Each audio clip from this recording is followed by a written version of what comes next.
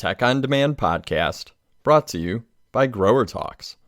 Audio Files, Episode 23. Building a Vertical Farm Team. From the August 2023 issue of Inside Grower Magazine. Written by ERIKA Summers. Narrated by Bill CALKINS. Building a Vertical Farm Team.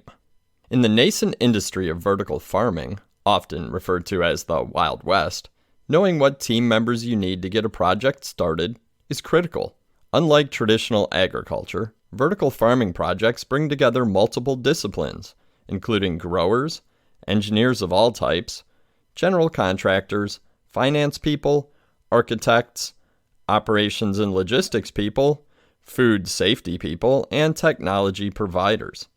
The challenge the vertical farming space faces is that all these different disciplines don't tend to play nicely together, and as we've seen in the industry time and time again, they often don't cohesively work together when problems arise. In my experience, here's what I've seen work as the core makeup of a successful vertical farming implementation team. This team in the initial planning phase includes a grower, a mechanical engineer or engineering firm, and a finance or business person. Other members of the team need to be added as the project progresses, but aside from someone raising funds for the venture, these are the three pillars, as I refer to them. The grower. These are often people with agriculture backgrounds or having training as agronomists. Growers are obviously responsible for making the crops grow, but during the design phase, they play other critical roles too. When planning out a project, the grower is the one who gives the engineers direction on the growing environment they need. This includes setting temperature, humidity, and CO2 level targets. It also includes fertigation planning, picking the lights for the grow facility, planning operation flow, crop rotations, determining how product will move through the farm, and any other miscellaneous planning necessary for the facility. The mechanical engineer. The reason why I specify the importance of a mechanical engineer is because they work directly with the grower to determine the necessary equipment to create the proper growing environment. Once the mechanical engineer understands the specifics of the HVAC cooling systems, the electrical load for the lights, and all other mechanical equipment necessary for the facility, they can engage the architect, structural engineer, civil engineer, and electrical engineer. They also work directly with the general contractor once the design has been completed through the build-out process into commissioning of the systems. For initial planning of the facility, the mechanical engineer or team is imperative to do proper cost estimation because the HVAC system and all other necessary facility upgrades to support the HVAC tend to be one of the biggest, or is the biggest, renovation cost. The finance or business person. At the end of the day, vertical farming is intended to be a business venture that makes money. If it's not profitable, then it's not successful. The financial or business person is responsible for gathering inputs in the initial project planning phase and determining if the venture is feasible. This includes gathering initial capital expenditure costs for building construction, ongoing facility operation costs, and market information of what costs the end product can be sold for. This person also tends to be the one in charge of determining who the end customer will be and what the go-to-market strategy is for the venture. All three pillars are equal. Now that we've discussed the roles of the three different pillars of the team, I'll explain why it's critical that each one of them come to the table with equal authority and why they all need to work in unison. Let me provide some examples. The grower sets targets for the grow environment oriented around flexibility, meaning they want the facility to be able to accommodate a wide range of growing conditions. The engineer designs a system that can accommodate this range, flexibility is always more expensive, and presents the cost to the financial person.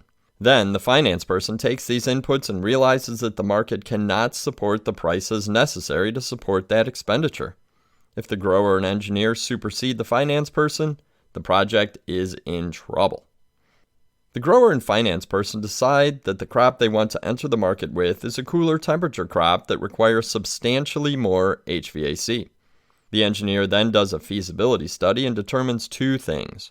The budget of the finance person provided for them isn't enough for the project, and the electrical capacity for the building can't meet the requirements. If the grower and finance person try to supersede the engineer, the project is in trouble. The engineer and the finance person come up with a facility design that's within budget, but doesn't take the grower's requests into account, making the building a good engineering project, but not a good growing environment. Again, if the finance person and engineer supersede the grower, the project is in trouble. The process of designing a vertical farm isn't a quick one-shot process. It takes time, planning, and multiple iterations for every geographical location, market, and building retrofit. I do believe that if the three pillars of the team come to the table with respect, patience, and understanding, the project can be viable. But if anyone supersedes the other, the project is in trouble. Other important team members. As I stated before, the three pillars are the starting point for the team, but there are many other members that need to be added on as the project progresses. Architect. The architect is responsible for the building layout. They work closely with the grower to develop the operational flow of the facility and with the mechanical engineer to situate the mechanical equipment where it needs to go. Architects are also responsible for local codes and regulations such as egress requirements. Structural engineer. Structural engineers are the unsung heroes when it comes to catching building issues early. If the project is a retrofit build, I recommend engaging the structural engineer before the building is acquired, so they can ensure there are no structural issues with the building. The structural engineer will work closely with the mechanical engineer and architect to situate the mechanical equipment, and they'll work with the grow team to ensure the floor can support the weight of grow racks, tanks, etc. Civil engineer. If the project is a new build, a civil engineer needs to be engaged if any dirt or foundation work needs to be done. They're also engaged if concrete needs to be poured for upgraded transformers or mechanical equipment pads. Electrical engineers. The electrical engineer is a member often not brought in as early as they should be. Once the mechanical engineers determine estimates of the electrical load for a project, they hand that off to the electrical engineers to assess if the building has the necessary power or if an upgrade needs to happen. Vertical farming is very energy intensive. Upgrades are much more common than not, and transformers can have very long lead times. So you want the electrical engineer to engage with the power company as early as possible. Food safety consultant. When developing a go-to-market strategy, it's important to determine the food safety requirements that your intended client will want you to adhere to and make sure that's kept in mind with the building design.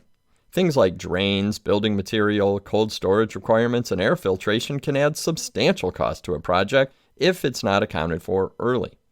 After these team members, you'll need to engage a general contractor and mechanical contractor to do the building design and installation. I also recommend, if you don't have the expertise in-house, to work with a branding agency to help tell the story of your produce to get them engaged, and a logistics person or team to help coordinate getting produce to the consumer. Finally, engaging with industry consultants, especially if you're new to this industry, is always a good idea. With this being such a new industry, you just don't know what you don't know. That's actually what makes this industry exciting. I wish you luck in your future endeavors, dear reader, and as always, if you have any questions or want to learn more, please reach out. I'm always happy to help. Cheers! The end. We hope you enjoyed this episode of Audio Files from the Tech on Demand podcast, brought to you by Grower Talks. Please take a minute to leave us a positive review. It'll help us reach many more greenhouse professionals.